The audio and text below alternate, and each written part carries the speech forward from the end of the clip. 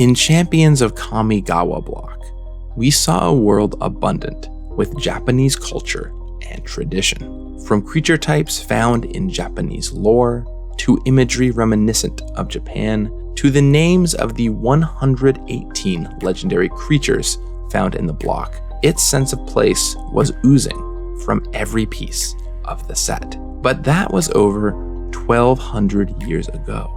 By the time we have reached Kamigawa Neon Dynasty in the present day, the plane has had a technological renaissance. Mechs, chips, and animate weaponry are as commonplace as the kami whose appearance dominated the art during our first visit to the plane. What does this mean for Kamigawa? And will it still feel like the world which grew to be a fan favorite over time?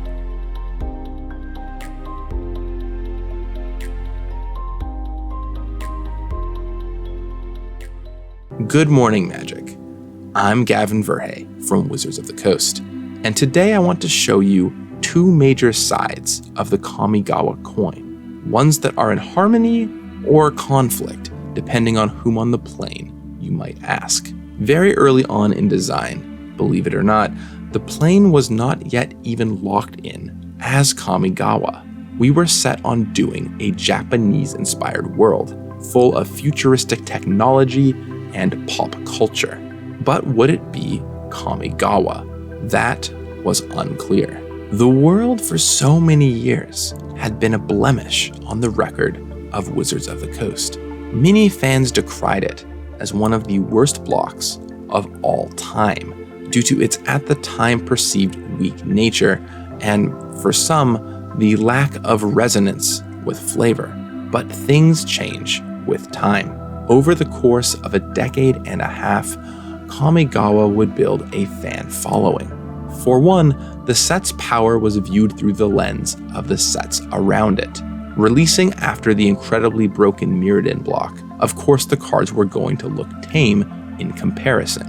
Moving into the Ravnica block immediately afterwards, with its incredible dual lands and compelling guilds, put Kamigawa block in a difficult place to shine. But even then, over time, it was borne out to have incredibly powerful cards, such as Sensei's Divining Top, Glimpse of Nature, and Azusa, Lost but Seeking. Second, with the further globalization of information and a richer understanding of Japanese culture, some of what may have made it feel foreign to the Western world originally began to melt away with time.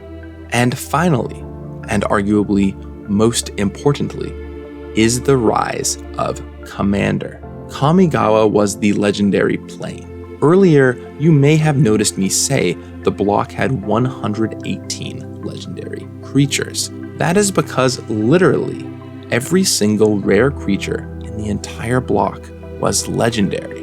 That is something quite appealing when it comes to Commander, a format that was barely known at the time of Kamigawa's release, but has grown since into one of the most popular ways to play the game. I am a Kamigawa fan, and have been ever since playing in a Champions pre-release 18 years ago. I've been wanting to return to the world since I started at Wizards over a decade ago, but even I had to admit there was a challenge here. How could we weave all of the technology we wanted into the world while still feeling the traditional history of the first Kamigawa block?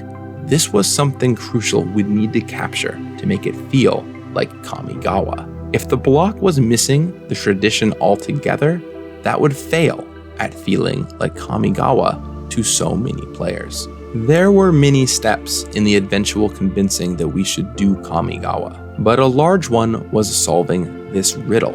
And the way we did it was by building both sides into the world. It's one of the core dualities of Kamigawa Neon Dynasty. We called it modernity versus tradition. On one side of the spectrum, you have everything new, the updated tropes, the technology, the future. All of those elements we knew would be crucial to creating an accessible world. Everything from video games to anime to experiences with technology in the real world were drawn upon here. On the other side, you have tradition, and this is where old Kamigawa comes in. Much like how in today's real-world Japan, technology and classic traditions can coexist, where you can turn a corner in the technology-focused Akihabara and end up at the Konda Myojin Shrine, established nearly 1,300 real-world years ago. The same is true in the realm of Kamigawa. Technology welders stand alongside traditional samurai. Kami float alongside mechanical inventions. And the myths of the past are inscribed in ways that match the methods of today on saga cards. One part tradition, one part modernity, and all Kamigawa. In the gameplay of Magic, we needed a way to represent that mechanically. And that's when Mark Rosewater and his team came onto the idea of artifacts and enchantments. Artifacts could represent all that was modern, the technology of the plane, where enchantments would represent more of the history and traditional ways. Even the sagas of Kamigawa themselves represent this history. A spectrum was drawn up. Furthest to the left, blue was the color which dealt most in modernity. Furthest to the right, green, dealt the most in tradition. And then between those two flagpoles sat red, which leaned modernity, white, which leaned tradition, and black, which was in the middle, taking whatever it needed for its ambitious purposes. No two cards represent this spectrum better than enthusiastic mechanaut and Jukai naturalist. Blue and red representing the modernity of artifacts, and green and white representing the traditionality of enchantments. In the middle, perfectly balanced, was black, which was given some cards like Assassin's Ink that key off of both artifacts and enchantments. This gave Kamigawa a new twist while preserving what people loved. It got at the old and the new, and it helped provide us an important reason to make this world a true return to the incredible plane that is Kamigawa. Which side are you on? Modernity or tradition? Would you have preferred to see more of the traditional side in the set? Let me know in the comments down below. And if you enjoyed this and to hear more about Kamigawa in the future, please subscribe.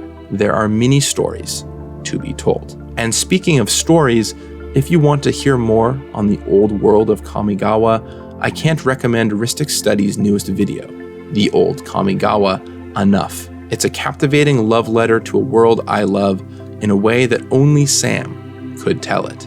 Can you tell I love this world? But enough about that.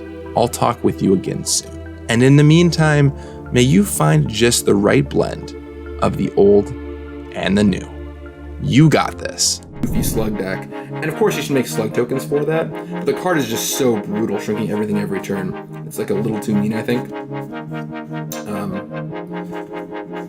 But on the flip side, ooh, Graph Identity. Ooh, Thalia, cool. Thalia in black and white. Yeah, another version of Thalia, one of the